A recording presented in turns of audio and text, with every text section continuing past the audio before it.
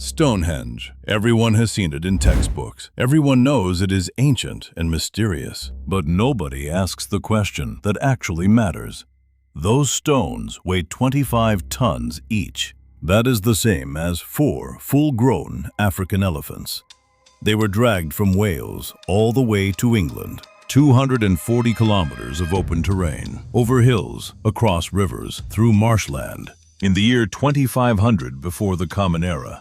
No wheels, no horses, no machinery of any kind, just people and rope.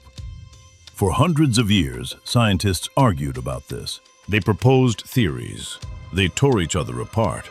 They started over from scratch. But in 2019, a research team at University College London actually ran the experiment for real, with authentic materials, with authentic technique. And what they found changed everything we thought we knew. Before I tell you what they discovered, go ahead and drop a comment right now. How do you think ancient people pulled this off? Pick one.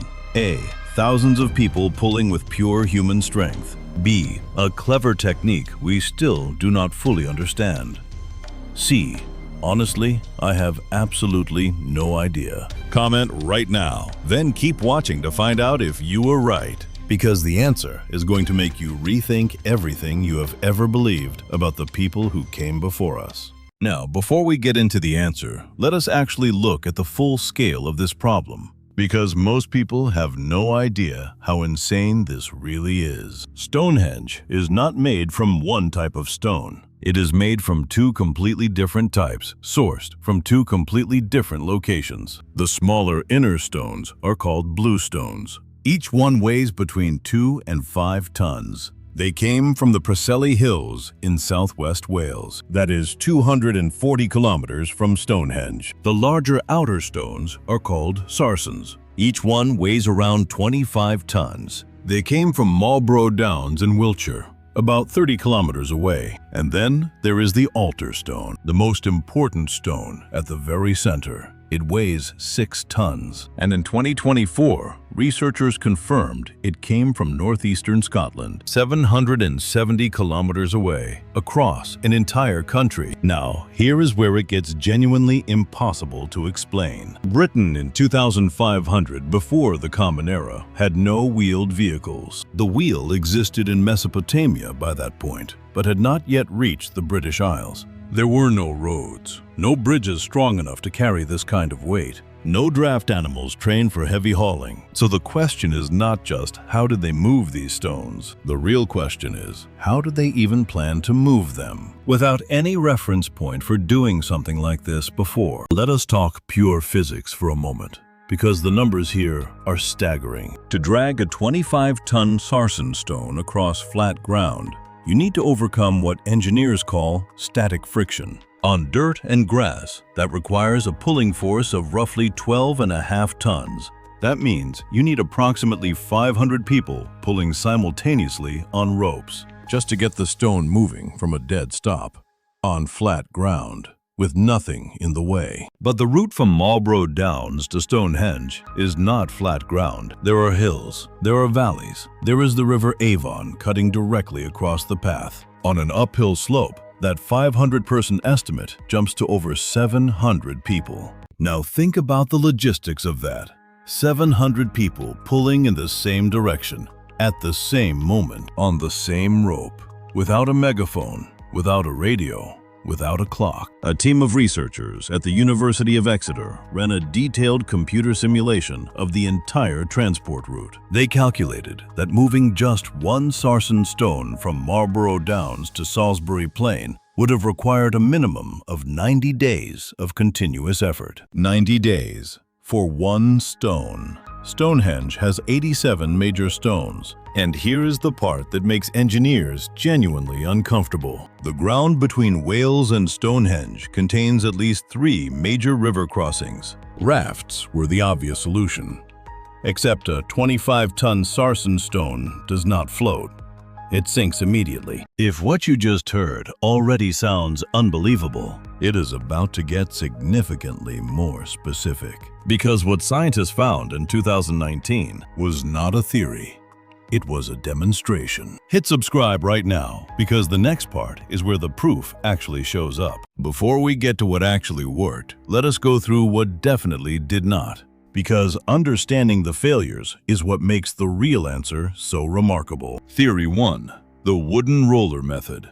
The most popular theory for over a century. You place the stone on top of large wooden logs. As the stone moves forward, workers at the back pick up the logs and carry them to the front. Repeat indefinitely. In 2012, a team in England tested this exact method using a replica stone weighing 1 ton. 1 ton. Not 25 tons. 1. The logs split under pressure within the first 50 meters. The stone veered sideways and nearly injured 3 researchers on flat ground with modern safety equipment. Theory 2. The ice road. The idea that glaciers or frozen winter pathways allowed the stones to slide on ice. This sounds reasonable until you check the climate data. The Neolithic period in Britain was actually warmer than today. Average temperatures were 2 to 3 degrees Celsius higher. There was no sustained winter freeze strong enough to support 25 tons of moving weight. Theory 3. The river raft. Float the stones downstream on wooden rafts. Elegant in theory, catastrophic in practice. As mentioned earlier, sarsen stones are denser than water. They do not float. They do not even slow their descent. They go straight to the bottom. Researchers at University College London confirmed this in testing. And then there is the alien theory. Let us address this directly and honestly. The alien theory exists because people underestimate ancient humans. It is not supported by a single piece of physical evidence, not one excavation, not one artifact, not one verified account. It is the explanation you reach for when you stop believing that humans are capable of extraordinary things. And as we are about to see, they absolutely are. So, if rollers failed, ice was impossible, rafts sank, and aliens are not a serious scientific position, what actually happened? In 2019, a team led by researcher Barney Harris at University College London conducted a landmark experiment. They wanted to test a technique that had been carved into ancient Egyptian tomb paintings, but never seriously applied to the Stonehenge question. Sledge. Notaroller. Sledge. A flat wooden platform with 2 runners on the bottom, placed on a track of greased wooden rails. They built a replica sledge using timber and authentic prehistoric joinery techniques. No metal screws, no modern adhesives. They sourced their lubricant from materials available in Neolithic Britain, animal fat and water. Then they loaded the sledge with a replica stone weighing approximately 1 ton. They assembled a team of 10 adult volunteers with no special training. And they pulled. The stone moved, smoothly, consistently, with far less effort than any previous method had required.